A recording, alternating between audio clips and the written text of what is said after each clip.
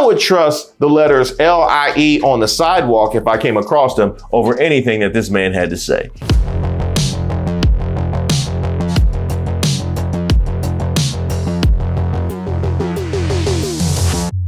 Hi, my name is Reese Waters, and I'm troubled. Don't forget to like the video and subscribe to the page. By now, you've probably heard of Project 2025. Project 2025 is a far-right manifesto. It is a 1,000-page bucket list of extremist policies that would uproot every government agency and disrupt the lives of every person who calls this country home. The Department of Education would be eliminated, cutting students off from civil rights protections and ending essential Title I funding for K-12 schools. The Department of Justice would go on a murdering spree. It would rush to use the death penalty and expand its use to even more people while circumventing due process protections. Project 25 not only calls for national book bans in schools, but also creates a list of banned words for the federal government that would be deleted from, quote, every federal rule, agency regulation, contract, grant, and piece of legislation that exists. End quote. Here are just a few of the words on the list: diversity, gender, reproductive health, and of course, conservatives want to ban the word abortion. On that note, abortion care would be inaccessible and illegal no matter where you live. Now, we could have an entire hearing on how these policies would quite literally ruin and end lives, and I didn't even touch upon proposals for housing, climate change, worker protections, and more. If enacted, Project 2025 would destroy the federal government as we know it. And if you haven't, boy, do I have a surprise for you. While many on the left and center have expressed anger at the status quo, myself included, let's look at the alternative, because ain't no reason to leave if outside is worse. That advice works for a lot of things, by the way. America First Legal is a member of Project 2025, which is dedicated to creating the playbook for the next conservative administration and what it calls the Project Pillars, correct? We are proud contributors to Project 2025. Okay. Project 2025 is an extensive transition plan developed by the far-right think tank, the Heritage Foundation. It is designed to steer the next GOP presidential administration, and the plan, targeting a potential second Trump White House, outlines an extreme agenda that poses significant threats to democracy, civil rights, environmental protections, and more. Project 2025 aims to fill the next GOP administration with staunch Trump loyalists, reinstating policies like Schedule F, which would allow for the at-will firing of federal employees, thus stripping them of their civil service protections. Trump and other conservatives have expressed their intentions to purge the federal government if he is reelected. The project includes online training and loyalty tests to ensure hires are unwaveringly dedicated to Trump's agenda. According to Project 2025 senior advisor John McAtee, the number one thing you're looking for is people that are aligned with the agenda. Yes, think about that. The Trump agenda at every level of every agency. Because I know when you call because you need some governmental help, the person who you want on the other end is a MAGA. Now, granted, it could still be a MAGA, but at least they're not openly MAGA. They're not encouraged to be MAGA at work. They probably don't have a hat on as they're taking your call. The Heritage Foundation's nearly 900-page policy book, Mandate for Leadership, A Conservative Promise, details Project 2025's priorities across federal departments, organized around 4 pillars: a policy agenda, personnel, training, and a 180-day playbook.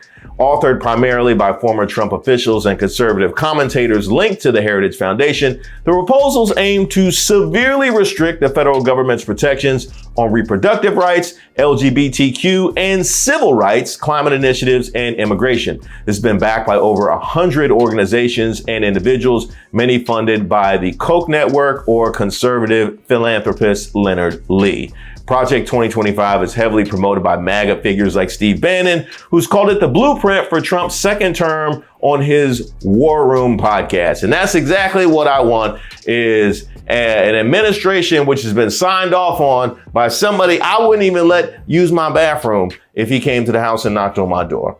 Although the Trump campaign has tried to distance itself from Project 2025, because it became public, it's far more developed than the Trump campaign's Agenda 47. Given the broad support from the conservative movement and connections to numerous former Trump officials and advisors, it's likely Trump and his allies will rely on Project 2025 if he's reelected. And at this point, you have to ask yourself, do you trust him? are you going to trust me or your lying eyes? What reason has Trump given you to think that you can't trust him? At this point, I would trust the letters LIE on the sidewalk if I came across them over anything that this man had to say.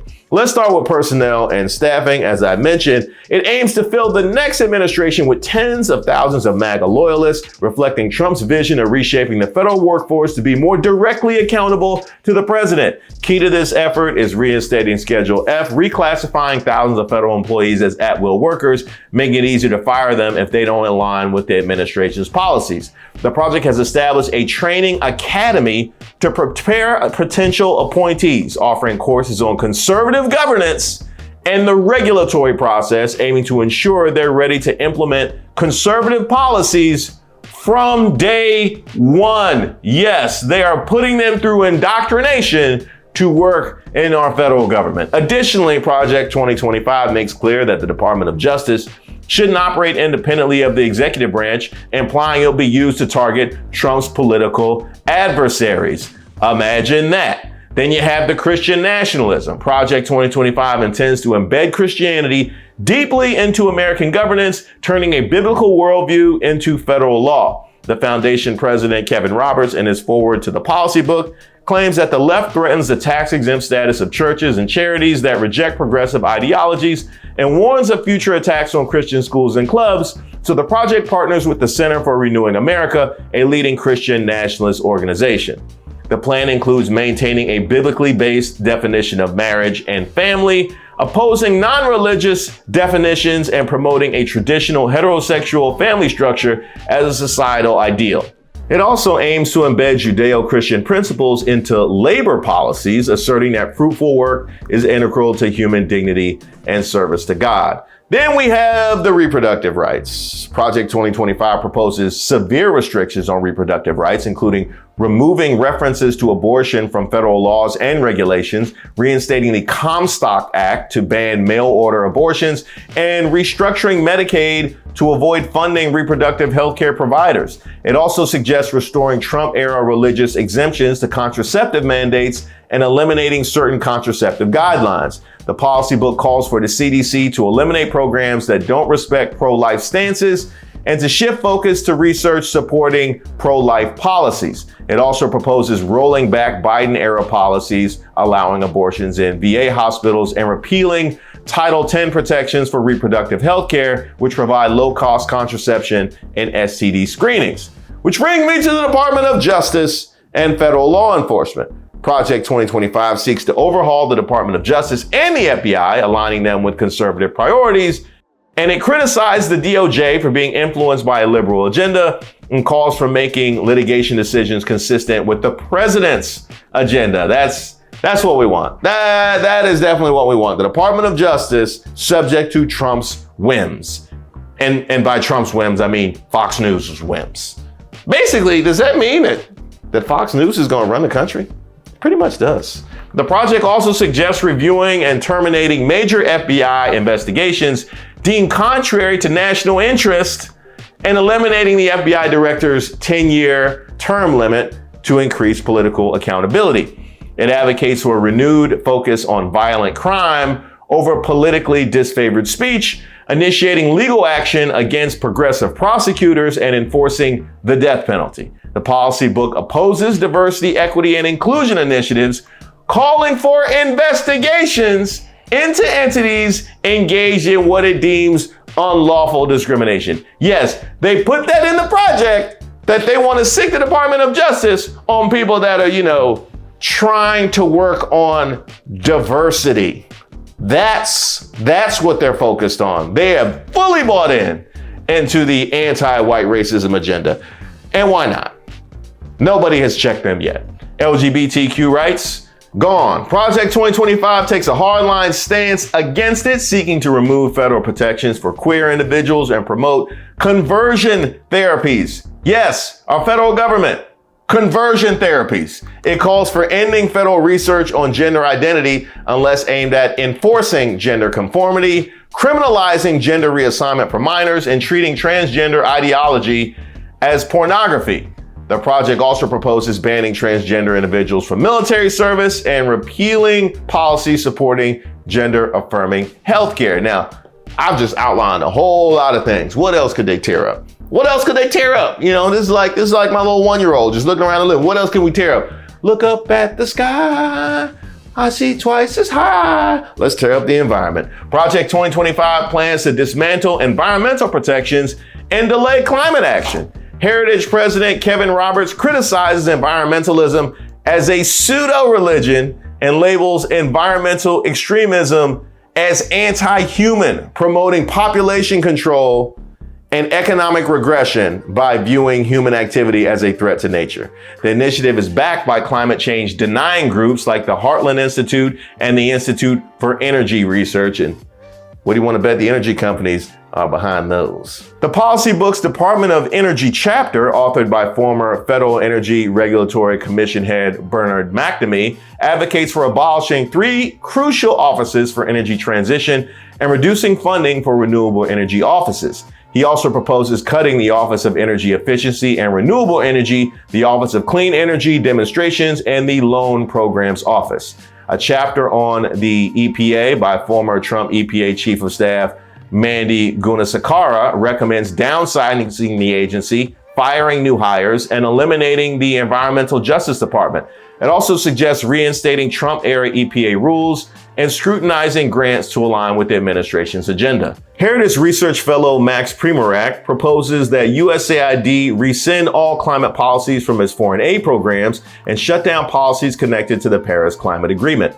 The policy book suggests slashing funding for numerous federal climate-related programs, and additionally, it advocates for reopening the Arctic for oil drilling, expanding other drilling projects, and leasing land in western states for coal mining. Now, obviously, it's going to have a whole lot to say about immigration. Project 2025 aims to drastically reduce both legal and unauthorized immigration through novel, extreme approaches, surpassing Trump's first-term policies. It could make the hundreds of thousands of vulnerable to deportation by revoking temporary protected status, affecting their families and communities. The Center for Immigration Studies, known for its anti-immigration stance, supports these policies. The plan seeks to cut legal immigration by dismantling the DREAM Act, restricting DACA, limiting temporary work visas, and increasing fees for migrants. It also proposes restricting T visas for trafficking victims and U visas for crime victims. And Project 2025 suggests adding a citizenship question to the census and aligning the Census Bureau's mission with conservative principles. The Department of Justice is urged with assisting the Department of Homeland Security and obtaining information about criminal aliens, especially in sanctuary jurisdictions. The plan calls for expanding ICE's authority, prioritizing the arrest, detention, and removal of immigration violators without warrants when appropriate, and penalizing U.S. citizens living with unauthorized immigrants by barring them from federal housing subsidies. It also recommends repealing all temporary protected status designations affecting nearly 700,000 people. And while we're at it, while we're tearing up stuff, why not education? 2025 proposes one of the most radical education overhauls, advocating for the elimination of the Department of Education, dissolving teachers' unions, and removing regulations on education spending. This plan is supported by Moms for Liberty and the Institute for Education Reform. Now, I don't know a whole lot about the Institute for Education Reform, but I do know a whole lot about Moms for Liberty. And if your plan is supported by them as discredited and shamed as they have been in the public lately, then you know it's trash. If you told me that Moms for Liberty endorsed this ice cream flavor, I know it's nasty. I know exactly where those ladies are coming from. Lindsay Burke of the Heritage Foundation promotes school vouchers, allowing parents to use education savings accounts funded by state and local taxpayers. The plan aims to revoke the National Education Association's charter, eliminate federal oversight for Title I funds for low-income districts, and convert special needs funding into unregulated block grants. It also seeks to abolish policies supporting diversity, equity, and inclusion, and critical race theory, claiming these disrupt community values. And by community values, they mean white people feeling good about themselves because they can't when they're faced with the facts of their own history. Which brings me to diversity, equity, and inclusion. Project 2025 advises the next administration to remove the term diversity, equity, and inclusion from all federal rules, regulations, contracts, grants, and legislation. The Heritage Foundation President Kevin Roberts advocates for this deletion, claiming DEI undermines Americans' First Amendment rights. And while I'm sure the Heritage Foundation is sure to exercise their First Amendment rights, I wonder what the diversity situation looks like in the Heritage Foundation. I'm just curious. I'm just wondering what the Heritage Foundation looks like, while they're flexing their First Amendment rights. So obviously, no DEI there, right? Ain't no DEI. The mandate calls for investigating and prosecuting alleged discrimination by DEI offices and suggests the DOJ's Civil Rights Division should focus on this for the first year of the next administration. Of all the things they can focus on, we never did get that police reform, did we? We never did get that police reform that we asked for, and there's still rampant discrimination at all levels. I'm about to do a piece about discrimination in the tax code, but we want to go with DEI. That is going to be the Department of Justice's chief focus is going to be DEI. People that are trying to undo years of discrimination, that is the focus of the Department of Justice. That is how crooked this thing is. It criticizes the U.S. Army's focus on DEI as detrimental to its mission and proposes dismantling USAID's DEI apparatus, including eliminating the Chief Diversity Officer position and related committees. The proposal also recommends amending the Higher Education Act of 1965 to prevent accreditation agencies from mandating DEI policies. It suggests terminating Treasury Department officials involved in DEI initiatives and eliminating official DEI roles and committees within the department. Now, obviously, that relates to us a great deal, but there's more that relates to us specifically because Project 2025, it mentioned that states should have the ability to impose work requirements on Medicaid, and research and any common sense shows that mandating work requirements only fuels racial inequity given the discrimination against Black Americans that exists in the job market. Compared with white Americans, by the way, Black Americans are about half as likely to be called back for an entry-level job. In addition to prosecuting DEI, the DOJ will also focus on the boogeyman that is voter fraud, even though there's no widespread evidence of it, which amounts to voter intimidation that history tells us disproportionately affects Black communities. And even the climate change will be felt more harshly by us because low-income Black people are exposed to the most pollution from power plants and have the highest risk of death from such pollution. So that, in a summary, is Project 2025, but that's just what they put on paper. That is just what they put on paper. Those are just the outlines that they have laid out. And if there's anything we know about Trump, he doesn't obey the rule of law, even his own. So if you think that that's as far as he's willing to go, I got another thing coming. Now, this was basically the right wing not being ready for Trump winning in 2016 and then being ready to fully enact everything that they would like to see changed about America in Trump's second term. So to those of you who ask, what do we have to lose? Just about everything.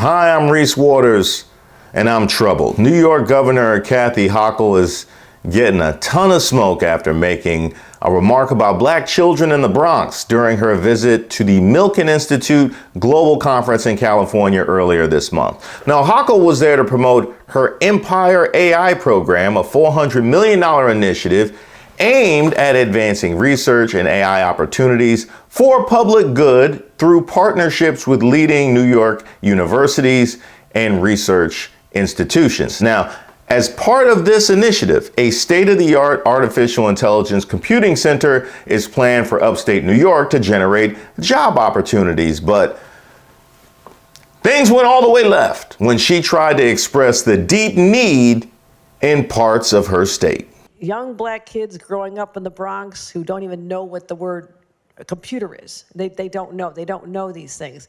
And I want the world open up to all of them, because when you have their diverse voices innovating solutions through technology, then you're really addressing society's broader challenges. Now, I'm gonna go ahead and admit, I'm a bit torn on this one. I am, because on the one hand, she said what she said. And as a black man, hearing that kind of rhetoric spouted about black children makes me feel a certain type of way. Like, it doesn't even go to the brain. It's just like your gut. Like you know some racism when you see it. And your body knows racism because it feels it. You know what I mean? Like, I felt a certain type of way hearing that about black children.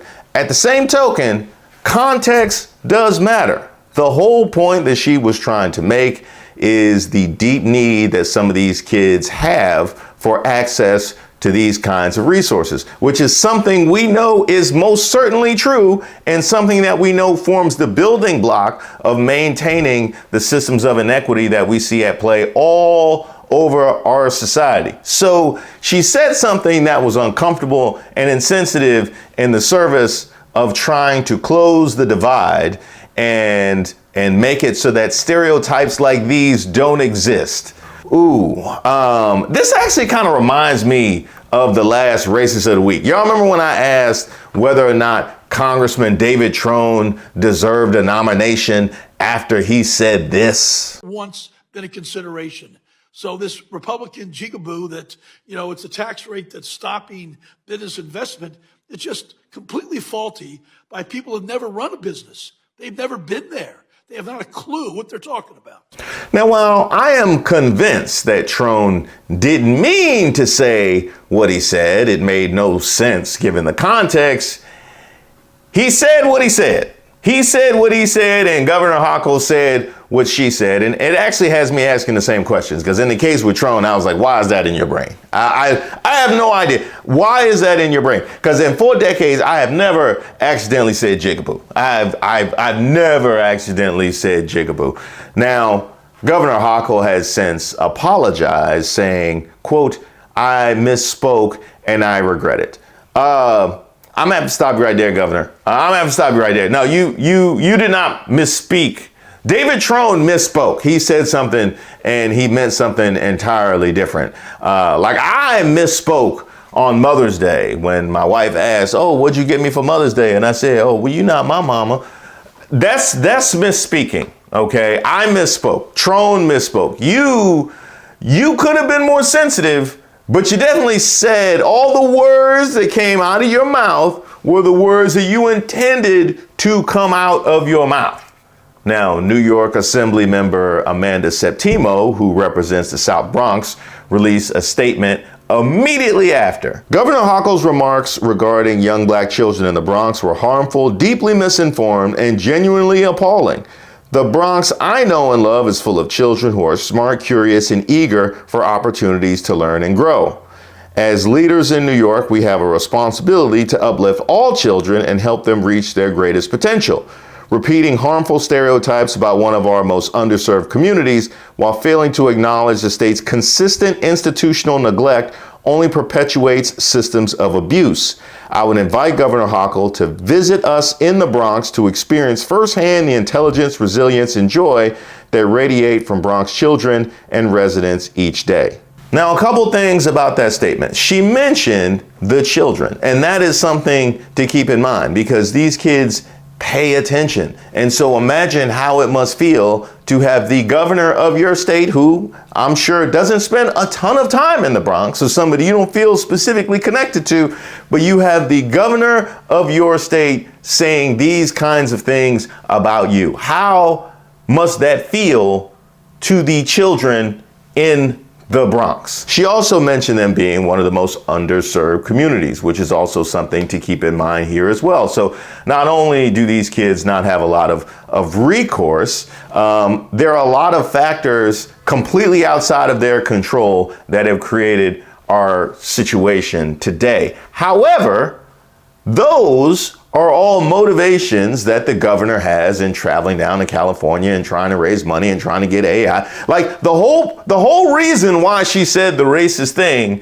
is to point to the double standards at play in our society. Man, this one is rough, man. This one got me arguing with myself. Meanwhile, Assembly member Carines Reyes, who also represents parts of the Bronx, posted, "Deeply disturbed by Governor Kathy Hochul's recent remarks and the underlying perception that she has of black and brown children from the Bronx. Our children are bright, brilliant, extremely capable, and more than deserving of any opportunities that are extended to other kids. Do better." To that statement, I love what she said about those children being deserving of any opportunities that are extended to other kids. She's absolutely right about that, and that is one of the most cruelest injustices that exists today in America, is when it comes to education and what some kids have access to and what some kids don't. That was the point that she was trying to racistly make. You know what I mean? Like that kind of was what she was saying while leaning into the stereotypes. This one is tough. Look, clearly when it comes to do better, Governor Hochul clearly needs to do a lot better. She certainly could have made her point a lot better than that. And if she's talking about children, it is incumbent upon her to do no harm. It is incumbent upon her, if those children are her primary motivation, to make sure that they don't get caught as collateral damage or used as some sort of political talking point. Okay, that is of the utmost importance.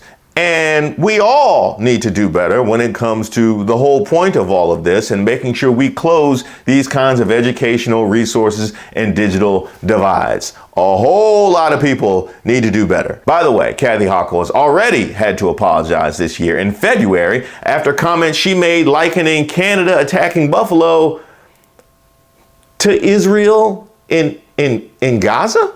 Call out Hamas for what it is, and it is a terrorist organization that must be stopped. No country should live with that threat, that specter over them. And for those who don't understand this dynamic here in our own state, in our own country, I'll give you an example. I'm from Buffalo. Anybody realize that? If Canada someday ever attacked Buffalo, I'm sorry, my friends, there would be no Canada the next day, right? Right?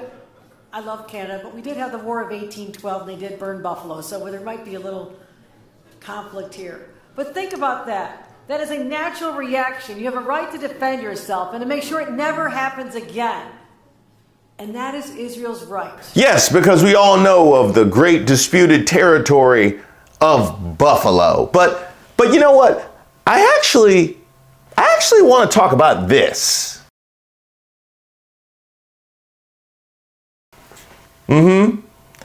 And this. Yeah, I don't know if I'm the only one who saw a news peg that said New York Governor Kathy Hochul raises money for reparations, got excited, and saw it wasn't for me. Yeah, I think I need to talk about that. I'm gonna need a whole nother video though, so make sure you like the video and subscribe to the page, and throw in the comments, or you can email me at reese.waters@gmail.com, whether or not this is a David Troness misspeaking or even more than that. Show me the level of which you think Kathy Hochul was wrong in saying what she said.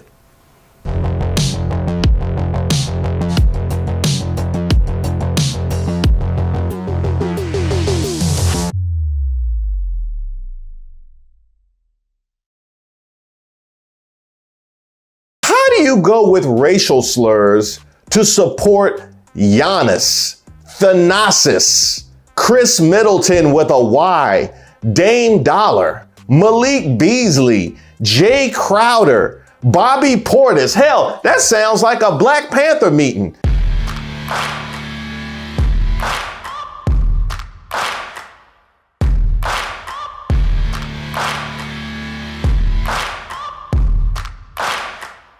Welcome to a playoffs edition of Racist of the Week, where we expose the stupidity and hypocrisy of discrimination in hopes we can build a more perfect union. And also laugh. As usual, I would like to thank today's sponsor, Racism. And don't forget to like and subscribe to the page, and definitely leave me any possible suggestions for nominees in the comments. Our first nominee, Milwaukee Bucks fans.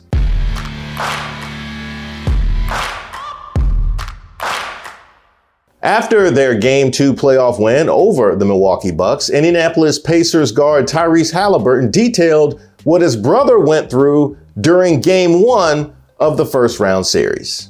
My little brother in the stands the other day was, called the N-word. And so, it was important for us as a family, to just address that. And that was important for us to talk about, because that just didn't sit right with anybody. It's just been important to have my family here right now, and my little brother's handled that the right way. Now, let's unpack this because I'm curious.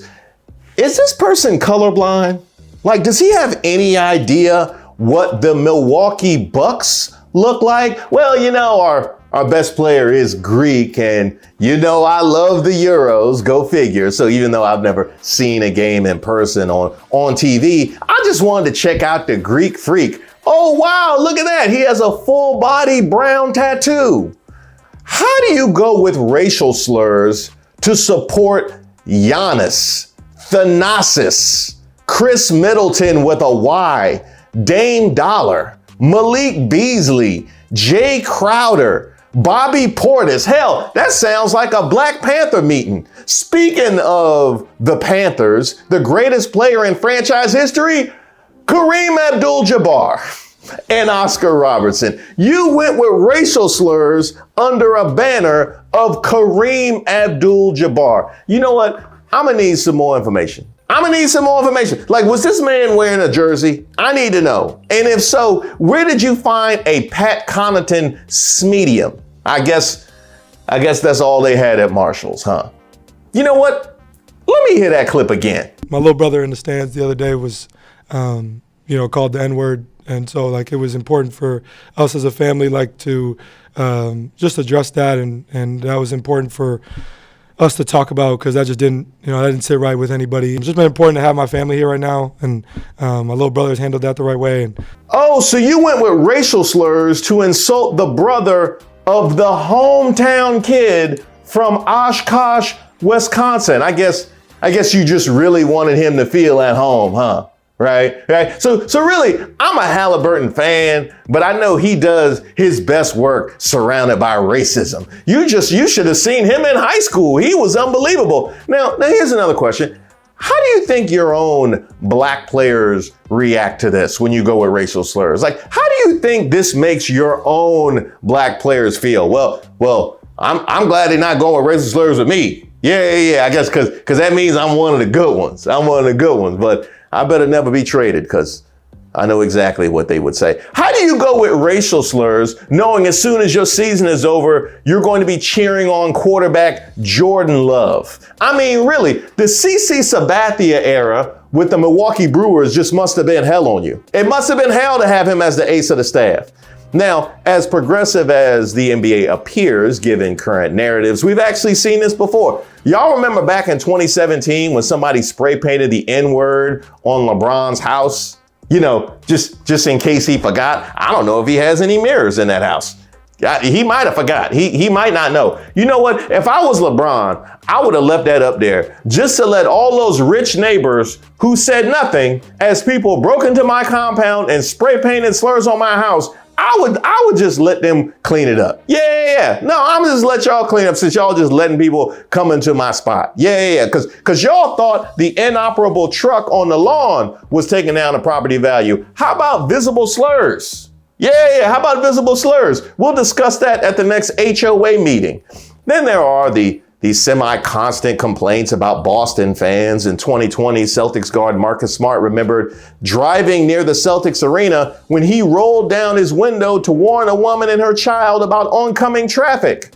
Yes, he was concerned about her safety. Her response, quote, "As soon as I said that, she looked at me as she's wearing a number 4 green with the white outline Celtics jersey and told me, F you, you effing N." Wow. So not only were you concerned for her safety, she was wearing the jersey of Isaiah Thomas, noted black man. Here's another one, quote, "I definitely think there's a group or an amount within the Celtics nation that is extremely toxic and does not want to see athletes use their platform, or they just want you to play basketball and entertain and go home. And that's a problem to me." That was Celtic Jaylen Brown talking about his own fans. You know, it's got to be bad when your own players call it out. And those are just recent examples. Like, I wouldn't dig into the way back machine and talk about y'all treating Bill Russell's house like a porta potty. But any racism you can do, I can racist better, right? Utah, long known as an oasis of racist chants throughout the 80s and the 90s, you know, the golden age. They made sure to keep the tradition rolling into the new millennium. Quote, "When it comes to racial abuse, Utah is as bad as it gets." That was from former player Etan Thomas. In 2019, Russell Westbrook was caught on camera cursing at 2 Utah fans in the stands. After the game, he told reporters he had repeatedly faced verbal abuse while playing in Salt Lake City. Also, water is wet and the sky is blue. Quote, "Every time I come here, I encounter disrespectful remarks." He added that his response was triggered by a fan who made racial comments asking him to, quote, "get down on your knees like you're used to." The Jazz organization banned the fan for life, credit for that, while the NBA fined Westbrook 25 grand. I guess for disobeying the fan, I suppose. I have no idea. I know that Russell plays in knee pads. Maybe that was an issue. It was so bad in Utah, Donovan Mitchell, their greatest player since, you know, he who shall not be named, said racism in Utah was, quote, "draining." Man, it was just one thing after another. And I will say it's not the only place it happens, but for me to receive the amount of pushback I got over the years, it was a lot, end quote. Now, I'm curious, racist, can you help me out? I'm assuming you support the team. You know, you paid your money, you come to the game. How does this help? I'm just curious, how does this help? When you have your own players saying that they are drained by the racism that they are surrounded by, I'm wondering how exactly that helps. Donovan Mitchell left for the greener pastures of Cleveland. So I gotta ask, like, is the goal an all-white team? You're trying to see if an all-white team could make it in 2024? Because if not, it sounds like you're hurting yourselves and hustling backwards. Now don't fret, Milwaukee, Boston, and Utah. There have been similar incidents in Denver. Y'all remember the reaction to Mahmoud Abdul-Rauf? There was Portland, where a fan was removed from the arena for directing racist comments towards Jazz guard Jordan Clarkson. I guess that's some sort of racist get back for Utah. I guess if you play in Utah, then are you immune to it? He was just trying to see if it had settled in yet. Even right here in Washington, D.C. And by the way, that is just the fan behavior. Don't even get me started on David Stern and the dress code, the malice in the palace, and Donald Sterling. Man, I thought I could do a whole nother video on these incidents, but I could do a whole nother video just on Donald Sterling.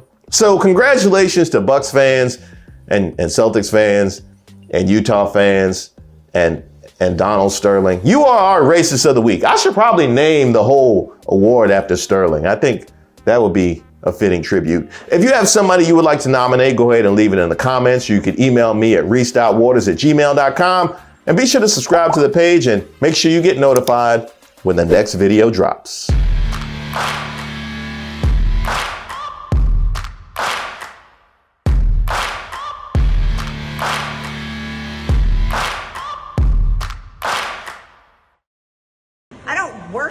I worship God. God. and Jesus is my Savior. You know what? This might be the one time that I actually will back her. I believe that she does not worship Donald Trump, because if she did, she would probably look more like this. I don't worship President Trump, and I'm really sick and tired of the bullshit annex I have to deal with constantly from the Democrats. I'm sick and tired of this bullshit! Jesus Christ is my Savior.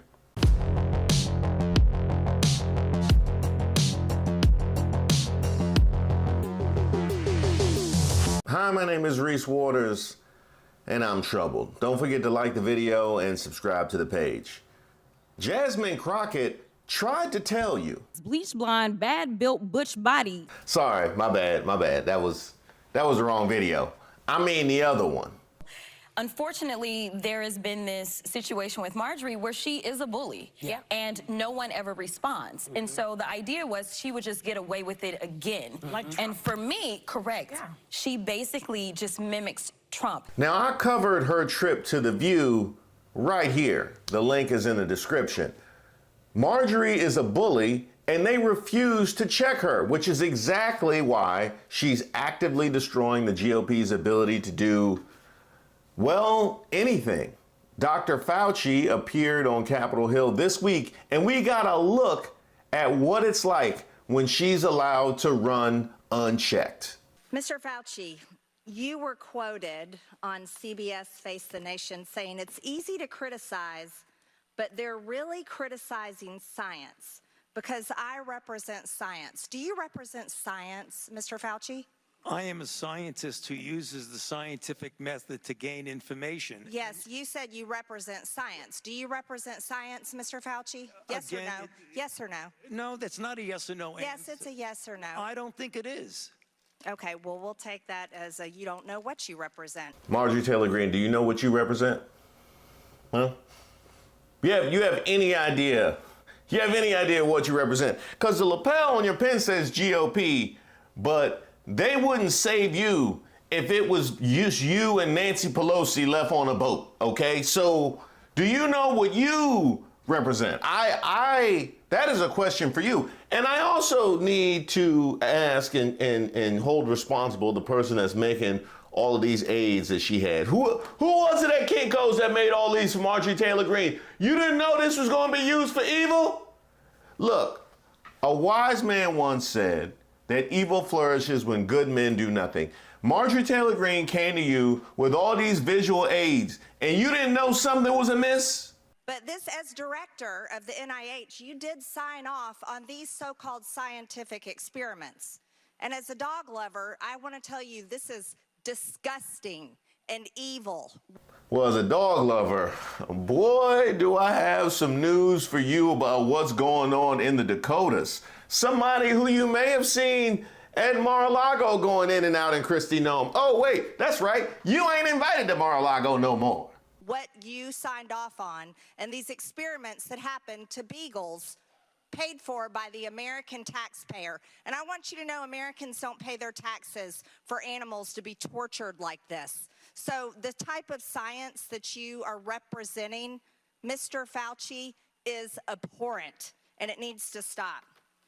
Mr. Fauci, you also represent the type of science that where you confess that you made up the COVID rules, including I didn't hear what you 6 said. feet social distancing and masking of children. I never said I made anything up. You admitted that you made it up. You made it up as you went. I made it up. So are you saying this is fake news, Mr. Fauci? I didn't say I made anything up. What did you say? I said that it is not based in science and it just appeared. But this is science. What does dogs have to do with anything that we're talking about today? These are scientific experiments. Now, if you recall, the original 6B video popped out because Marjorie Taylor Greene decided that she wanted to talk about Judge Merchan and his daughter, which raised the question from the back, do you know why you're here? If you recall, that started at do you know why you're here? Once again, Marjorie Taylor Greene has no idea why she's here. She has no, do you know how mad I would be if I had to be one of her coworkers and listen to this nonsense. I mean, really. And you wonder why don't nobody want to sit next to her. What does dogs have to do with anything that we're talking about today? These are scientific experiments. This is what you signed off on. First of all, get a look at the dude. The dude next to Fauci can't even stop laughing. He can't even stop laughing. The man knows he's on camera and he can't help himself. I've been there. It's been a couple times when I was in church and somebody tried a solo that really had no business holding the mic. And you know, sometimes joy just escapes the body and you can't keep it in. Especially when the NIH and these government agencies, most powerful agencies in our country, are recommending medical suggestions and advice and making up guidelines like 6 feet distancing and masking of children. Do you think that's appropriate? Do the American people deserve to be abused like that, Mr. Fauci? Because you're not doctor, you're Mr. Fauci in my few minutes.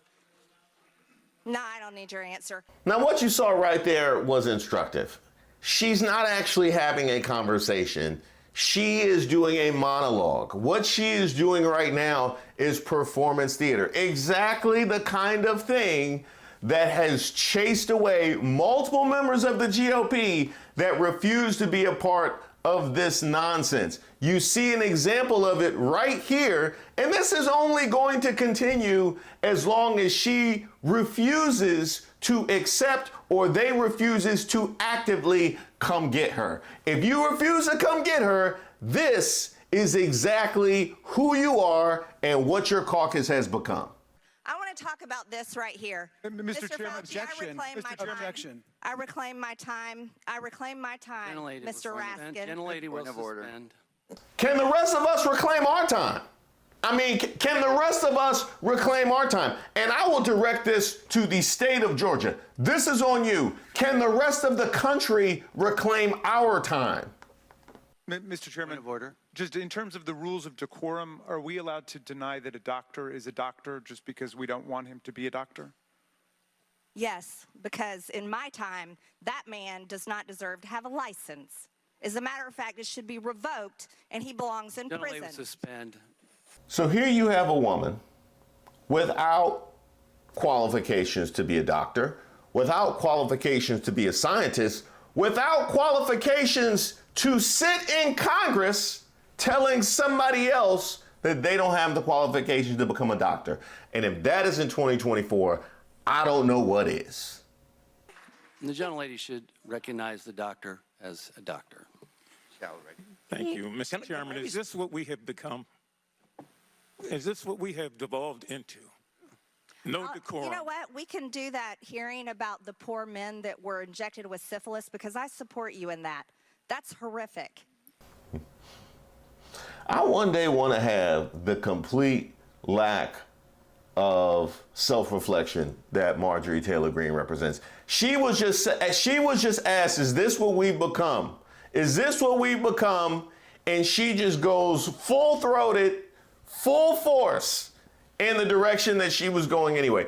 I mean, the level of complete unawareness, situational awareness that it takes to be able to just charge forward. I mean, the things I could accomplish. I mean, really, like if I didn't have to be bothered by disgusting everyone around me, I'd be a superstar right now.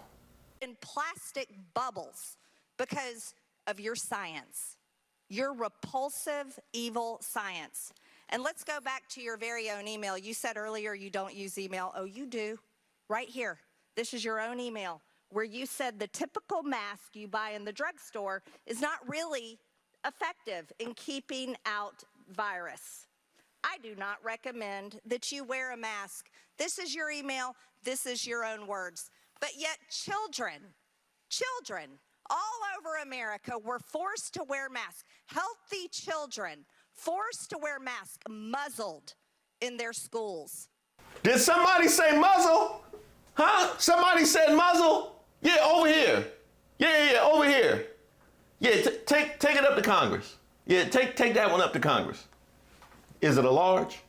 You got to get a large. You're probably going to have to get a shoulder harness too, because this shoulder's kind of strong. And then they were forced to learn from home because of your so-called science and your medical suggestions, while you and all your cronies get paid from Big Pharma. You know that what this committee should be doing? We should be recommending you to be prosecuted. We should be writing a criminal referral because you should be prosecuted for crimes against humanity. You belong in prison, Dr. Fauci. Now, wait a minute. I could have sworn they spent the last week talking about the partisan criminal justice system, wasn't it? Wasn't that them? Wasn't it? I could have sworn ever since the Trump verdict, it was all about weaponizing our judicial system. I could have sworn, but you know what? They didn't invite her to that's right. I forgot. That's my bad. They don't invite her to the briefings, and they don't give her the talking point. She just off on her own. I forgot. This all makes perfect sense, and Lord knows she ain't on top of nobody's internet or TV coverage. So this is what happens. You belong in prison, Dr. Fauci. Now here you have a woman post-COVID pandemic, the thing that was completely mismanaged by her Lord and Savior, Donald Trump, to the point where it largely cost him the election, now trying to re-legislate the things that Dr. Fauci did, who was the one that was pushing him to act, and maybe if he had, might still be in office. Here we have her re-legislating what he did to try and goad him into saving American lives after it had already been proven to be a devastating pandemic. That is what we have going on right now. And you would think that a performance like that, because after you give a performance like that, you just want to go home and chill by the couch and just replay it over in your head. And of course, you don't want to see people because you just totally embarrassed yourself. You would think that after a performance like that, you might hightail it on back to Georgia, where you will find some people that would approve of such ignorance. Oh no. In that room? No, absolutely not. I mean, everything I said is correct. It's how the American people feel. It's what we know to be a fact. It's all the evidence has been proven true. We have Jamie Raskin in there accusing us of worshiping Trump, worshiping as a convicted felon. He is a convicted felon. Well, yeah, so is George Floyd. Now that's an interesting comparison that she raises there, because I don't recall George Floyd receiving any votes for anything. I don't recall him being a nominee for a major political party. I don't recall him walking around with 80, 90 plus indictments free. I don't recall credible allegations from 26 women. I don't recall any of those things. And I certainly don't recall him saying I could shoot somebody on Fifth Avenue and not lose any support and still rise to become the nominee a second time after having been impeached twice. I don't recall George Floyd having done any of that. Try again. And everybody, and you all too, the media worship George Floyd. Democrats worship George Floyd. There were riots burning down the fucking country over George Floyd, and Raskin is in there saying we worship him. Now I'm gonna take a detour right now down the George Floyd street. I didn't actually want to, but I feel like I probably should. I wonder the level of willful ignorance that it takes to refuse to see George Floyd for the symbol that he was for the many black men that had been brutalized by our criminal justice system, and to focus on him as a person, because clearly that would be an easy deflection tactic if you don't want to do any actual self-reflection, if you don't want to actually do any correction and put this country back together. That's an easy diversionary tactic to throw out. I would expect that from a child or maybe the police. But here you have somebody years later still echoing the same rhetoric. And I wonder how a person walks around like that and functions with that weight of ignorance. Now we know. Excuse me, let me correct you, and this is really important. I don't worship, I worship God. God. And Jesus is my savior. You know what, this might be the one time that I actually will back her. I believe that she does not worship Donald Trump, because if she did, she would probably look more like this. I don't worship President Trump. And I'm really sick and tired of the bullshit annex I have to deal with constantly from the Democrats. I'm sick and tired of this bullshit. Jesus Christ is my savior. So that's what we just went through in there.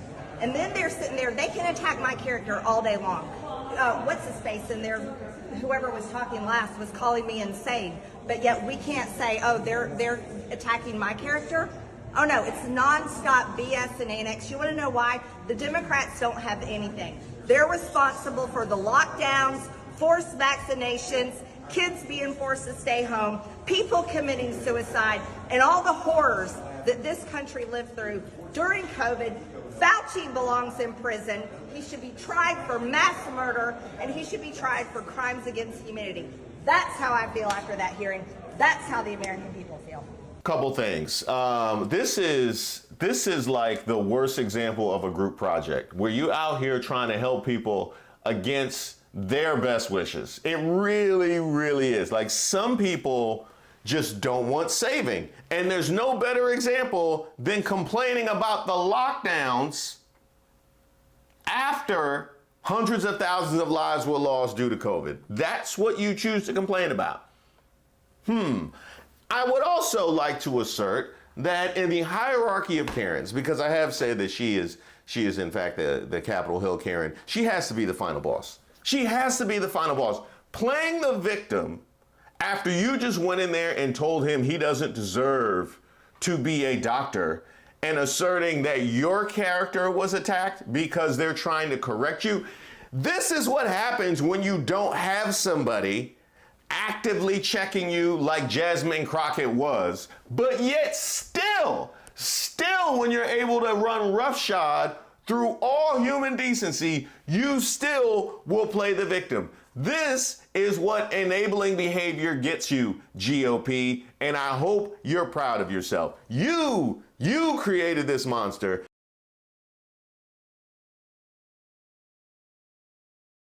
And now there is no levels of decorum. She won't run over and then complain as if she's the victim after the fact. Congratulations. I hope you're proud of yourself. Now, the one thing I can say for her, she wasn't the only one who embarrassed themselves. You, sir, did you cite this article at the White House because the NIH director asked you to suppress the lab leak theory? I did not do that in response to anybody's suggestion to suppress anything. It was in response to a question that someone asked at the podium. And I did not edit any paper as shown in my official testimony. So you said about 4 or 5 things, Congressman, that were just not true. Well, we have emails to prove it. Well, you don't. Thank you, and I yield back. Do you agree that there was a push to downplay the lab leak theory? Not on my part. Really? Really? Wow. Wow. I think most of the country would find that amazing. I still got 11 seconds. But look at the facts. I've kept an open mind throughout the entire process. All right, I yield back. Can I finish the answer to you, sir? No, because I've got a lot of questions. Okay. Dr. Fauci. Here we go again with no, you can't finish the answer because I have a lot of questions that I'm not going to give you time to answer because they are rhetorical questions. This is in fact a monologue. Matter of fact, all the rest of y'all can go. The rest of y'all can leave. I needed you to come in here so people paid attention to me, because if it was just me speaking, if it was just a Comer press conference, it wouldn't even make the internet. So I needed Fauci to come in so people paid attention, and now I can get some time and just say what I need to say. Thankfully, there was some sanity in the room. I've only been in Congress for a year and a half, but I am so sorry that you are subjected to those level of attacks and insanity.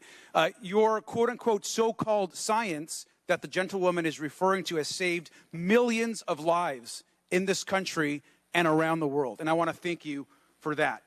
I also think it's important to note that, in my opinion, is that you are an American hero, and your team has done more to save lives than all 435 members of this body on both sides of the aisle. You guys have worked not just during this pandemic, but over time to save millions of lives in this country and across the world. We lost 1.1 million American lives. 1.1 million American lives, 7 million lives around the world. We were having 9/11-like events, death events daily in this country, losing 4,000, 5,000 people every single day. I was mayor during the time of the pandemic. I remember how painful it was to close businesses, to shut down schools, but how quickly we forget the pain and how scared we were as a country. We were washing our groceries as they were coming in. We were keeping seniors at a distance. The tragedy that was happening in our nursing homes. Thousands of people were dying a day, and you and your team of the best and the brightest scientists in this country and the world were doing everything that you could and working night and day to save more and more of those lives. But unfortunately, the insanity had already been unleashed, and you can't get that crazy back in the Marjorie Taylor Greene dress. Caitlin, that whenever somebody gets up, whether it's a news media, Fox News does it a lot, or it's somebody in the Congress who gets up and makes a public statement that I'm responsible for the deaths of X number of people because of policies or some crazy idea that I created the virus, immediately, it's like clockwork, the death threats go way up. But what's fascinating, they got so much smoke for Dr. Fauci, but absolutely none for the man that told you. Supposing we hit the body with a tremendous, whether it's ultraviolet or just very powerful light, and I think you said that hasn't been checked, but you're going to test it. And then I said, supposing you brought the light inside the body, which you can do either through the skin or in some other way. And I think you said you're going to test that too. Sounds interesting. Right, and then I see the disinfectant where it knocks it out in a minute, 1 minute. And is there a way we can do something like that by injection inside or almost a cleaning? Because you see it gets on the lungs and it does a tremendous number in the lungs. So it'd be interesting to check that. So that you're going to have to use medical doctors with. But it sounds interesting to me. So we'll see. But the whole concept of the light, the way it kills it in 1 minute, that's pretty powerful. Dr. Fauci, you talked about how, we live in partisan times, a lot of misinformation. And, colleagues on this body said, you should be, charged and found guilty. Of course, the only one that's happened to is your former boss. But, the question I have is, when you saw a lot of that disinformation, whether it was, we can use a disinfectant to do like a cleaning or do light in the body, or that, China's working super hard, President Xi's got it contained, all of the stuff that was being put out, were you concerned? What was your feeling at that time working in the administration, seeing that come from the podium? Well, I was very frustrated by that. It was very clear. I was put in a very difficult position that I didn't like, of having to contradict publicly the President of the United States. I took no great pleasure in that, but I felt it was my responsibility to preserve. He must have thought you did a great job. He gave you a commendation right before he left. Well, I felt it was my responsibility, as to preserve my own personal integrity and my major responsibility to the American public to tell them the truth. And if I could just take this opportunity, when I was saying that if you attack me, you attack science, I didn't mean that I am science. What I meant was that when the data showed that hydroxychloroquine does not work, and there are people saying, oh, it does, I'll give it to people, and we know it can be hurtful to them, then when you're attacking what I'm saying, that the science shows it doesn't work, and the science shows that bleach doesn't work, that when you attack that, you really are attacking science, because science has shown that it doesn't work. That's what I meant. When you're attacking me, you're attacking science. None for the man who tried to downplay the entire thing. And if we needed any more evidence of what theater this was, of what complete bullshit this was, which was a B word that Jasmine Crockett missed. She missed bullshit. She also missed batshit crazy. And, I guess we'll wait until close to the election to get to the final boss of B's. But Marjorie Taylor Greene, even you wore a mask when the cameras went off. You didn't think we had the evidence? We got you in 4K. And this is exactly why I'm troubled. Because this ain't about science. If it was about science, they wouldn't be following the man that told them to inject disinfectant. It wouldn't be following the man that tried to downplay the whole thing. This is about spectacle. And Jasmine Crockett told you exactly what it was. And because she mimics Trump, she is one of their top fundraisers. Of course. Period. She is the 5th highest fundraising member of the Republican Party, behind those in leadership, because she is rewarded for her antics and for the destruction of our institution. But I saw a member of this committee questioned whether or not you represent science and tried to make that in some offensive way. I just want you to know most Americans don't think she represents Congress. And at the end of the day, that is all they care about.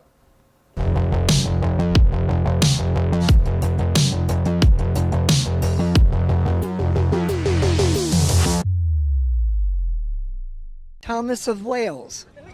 Danny Thomas, Marlo Thomas, Dave Thomas of Wendy's. Listen. Because it's like one of the monsters. No, he didn't win, dude. Day one, he is going to take over everything, and he's going to make America better again. All right, MAGA, we need to talk.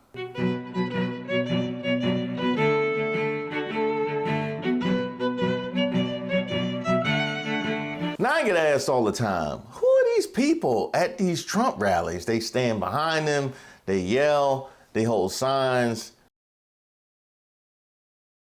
that they then put up at their homes.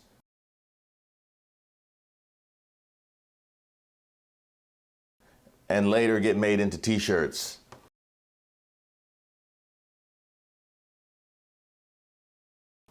For their dogs to wear. Well, fortunately, the good people at RSBN have been working the red carpet, and I mean that literally. I love your outfit. Thank you. Tell me a little bit about it. Thomas of Wales. Danny Thomas, Marlo Thomas, Dave Thomas of Wendy's.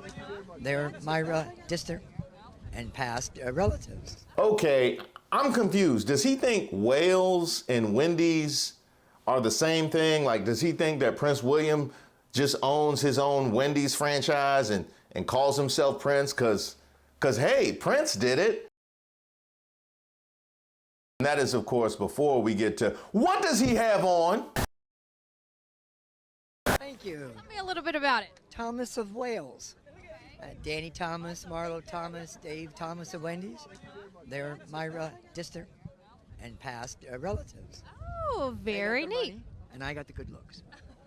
Sometimes it happens that way. Thank Okay, well, I really like the get-up. First time to see President Trump? No, ma'am. I had seen, I had seen him up in Wilkes-Barre when he was at the Santana Center 2 years ago. Now, I, for one, am not surprised that none of those relatives are here today, meaning with him, not that they passed on, but they must be so proud. And so what is it about President Trump you love most? I love the most? He saved America. He will save America. He will save the world.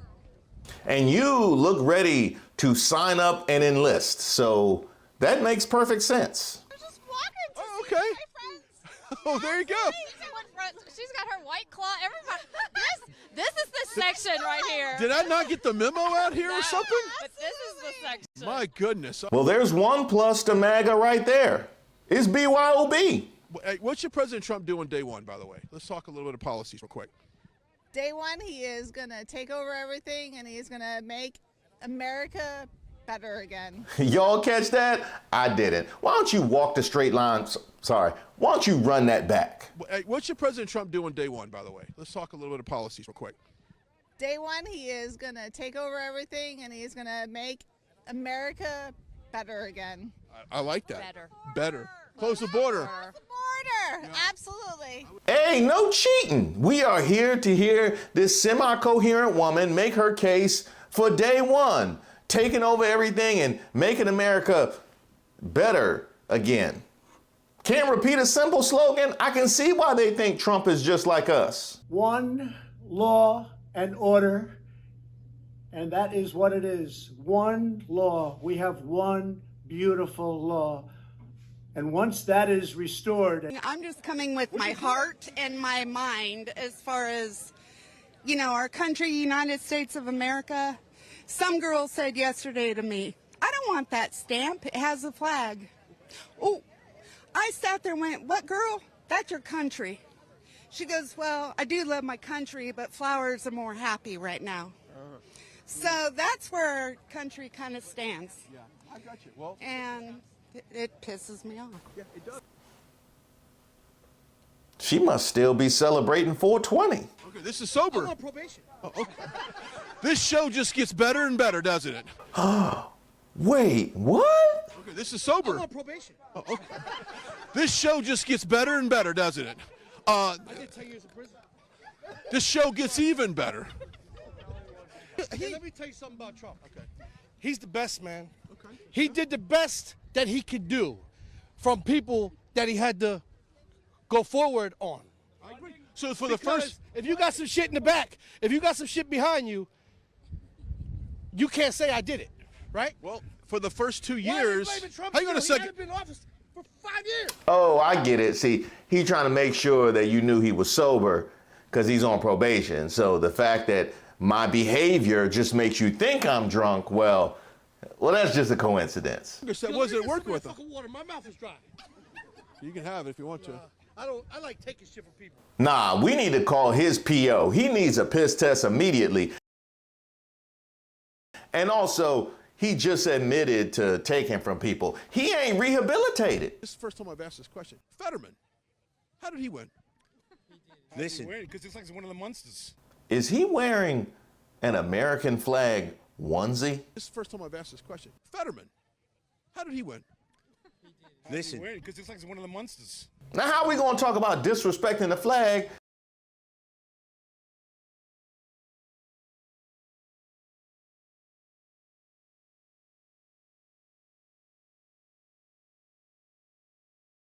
And this dude walking around and Oshkosh ain't washed. No, he didn't win, dude. They planted him like they planted all the rest of the Democrats that get in there, that feeding the same stuff that needs to get done, what their agenda is, and he's just another one of their cogs. And all my years of interviewing people, my personal favorite are the ones who can't put the drink down for 5 minutes while on camera. You know what? That's Oshkosh be sloshed. Google Biden hogtie. You'll see me all over the news. Is that a safe Google for me? Is that kind of? Yeah. I mean, I want to put that in my search engines right here. The truck's right over there. That's all over the news. Yeah, I saw that. Well, God bless you guys coming out.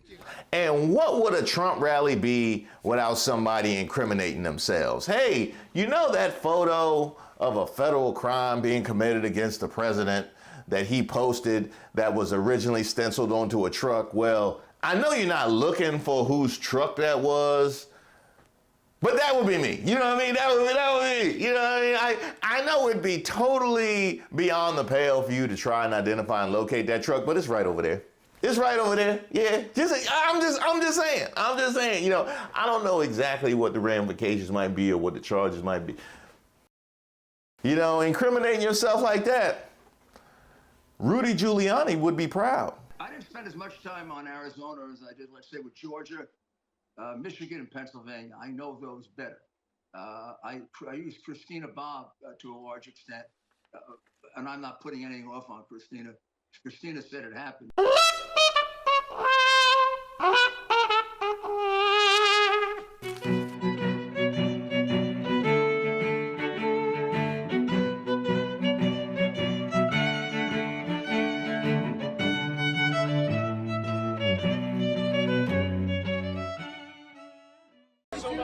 I want all of the news to start asking the question, what is the crime? Oh, hell no.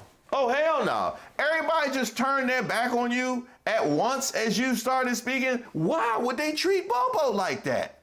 President Trump, when he was in office, he underwent testing for his cognitive dissonance. Unfortunately, I haven't seen Joe Biden even read a teleprompter properly. Now I get it. Now I get it. Now it makes perfect sense.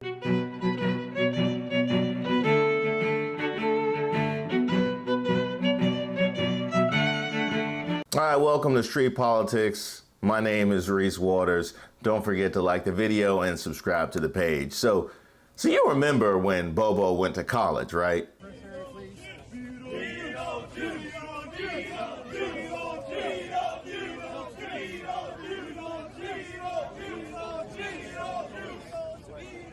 And we all remember Bobo Goes to the Theater. Well, this time Bobo decided to go to court to support her Lord and Savior, Donald Trump. I mean, he must be thrilled to see you.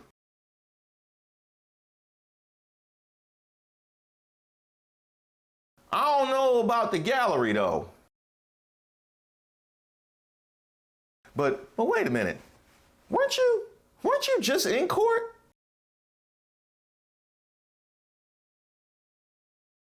Oh, so you must have missed that one. I get it. Blood is thicker than water, but turd, that's thicker than everything. Just make sure he gets a good... Wait, what's that?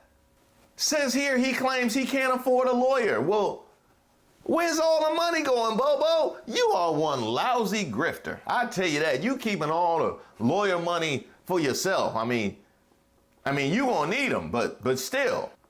You know what? I bet you get a chance to get a good speech in. Not seeing entered into it, and so we're here voluntarily supporting our friend President Trump, the leader of our movement, the leader of our party, and soon again the leader of this great country. Nobody wants to hear from Matt Gaetz. Say a few words, Bobo. Now is your chance. Look, if you had one shot or one opportunity to seize everything you ever wanted in one moment, would you capture it or would you let it slip away? Her palms are sweaty, knees weak, arms are heavy. I want all of the news to start asking the question, what is the crime? Because everyone in this court has not been informed of what the crime is. The defendant does not know the crime that was committed. Oh, hell no.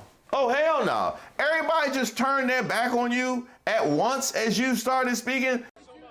I want all of the news to start asking the question, what is the crime? Because everyone in this court has not been informed of what the crime is. The defendant does not know the crime that was committed. That is bad. I mean, I haven't seen shame like that since everybody got up from the lunch table on me in 7th grade. You probably ain't even gonna be able to eat with them at lunch. This is horrible. I mean, why would they treat Bobo like that?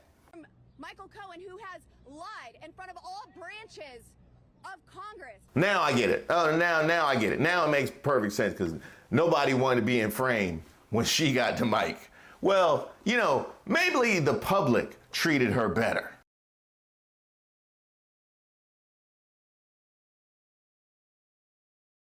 Oof. Ugh, that was a disaster. That was embarrassing right there. Wait, what? She's fundraising off this?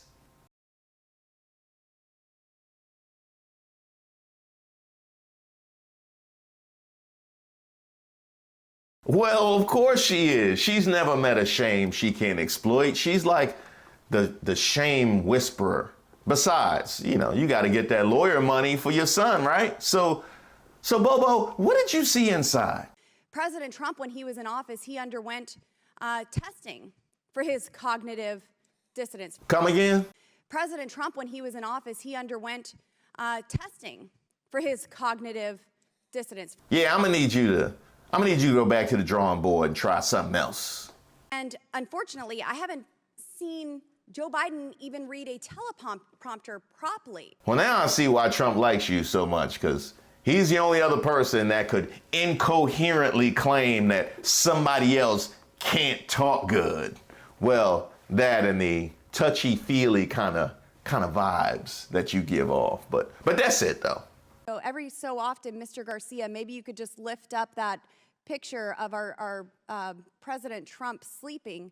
As you say, I think he's praying. But if he is sleeping, you know, he certainly looks pretty while he sleeps. She said it, not me. That wasn't even me. No, she said it. I ain't even say nothing. It was Bobo. She is a self-incriminating machine. So every so often, Mr. Garcia, maybe you could just lift up that picture of our President Trump sleeping. As you say, I think he's praying. But if he is sleeping, you know, he certainly looks pretty while he sleeps. Maybe it's an endearing moment of prayer, though. I know when I fall asleep on airplanes, you know, my mouth kind of drops open. And, you know, his mouth is kind of tight-lipped. So maybe it's just a somber moment of I mean, he's sleeping. It's been reported by multiple press outlets. Praying. Yeah, that's right, Mama. That's right, Mama. I was praying my way through church. Yeah, the whole way, ages 3 through 9. Besides, I believe Robert Garcia would like a word. Now let's look at public reporting. I'm only going to talk about public reporting. His criminal trial started on April 15th. And here's a summary of the press reports. On his first day of his trial, Reuters reported that Trump appeared to doze off during jury selection. On April 16th, it was reported that Trump dropped his head inside the courtroom, keeping his eyes closed before jolting his head upright.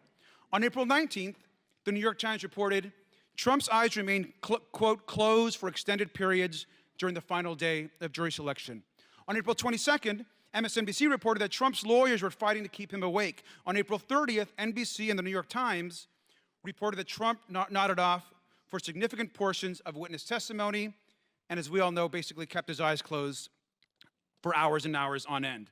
On May 9th, Trump's eyes remained closed for many minutes, and Trump later, of course, dozed on and off. And the reports go on and on. May 13th, Trump was, quote, asleep during the afternoon session. On May 14th, a political reporter said Trump slouched in his seat and closed his eyes and his mouth. Wow. Well, that's awkward. I mean, hopefully something else happens to distract people. If someone on this committee then starts talking about somebody's bleach blonde, bad built butch body. Oh, yeah. We did a whole video about that. Link in the description.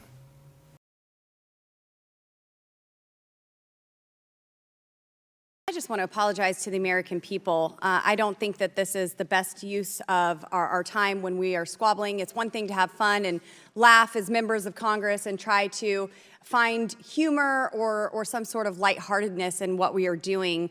But when things get as heated as they have, it's unfortunately an embarrassment on our body as a whole. And so I just want to personally apologize to the American people for that. My apology was genuine. It was embarrassing what was going on. We had other members texting us saying, what is going on? What is happening in your committee? And my apology was sincere because I felt ashamed that was happening while we are taking care of serious business. And it's the first time in how long that we've even taken care of serious business. You know what, Bobo? That was really nice of you. You know, I think you may have taken some steps. I think you may have learned something here. That's delivered to my office. I'm titling it Bobert Off Broadway. You just found a way to fundraise off of all of this? You got a play coming out? See, I told you. You can't out-shame Lauren Boebert. No, she is the final boss of shame. She is shame boss. Shameless.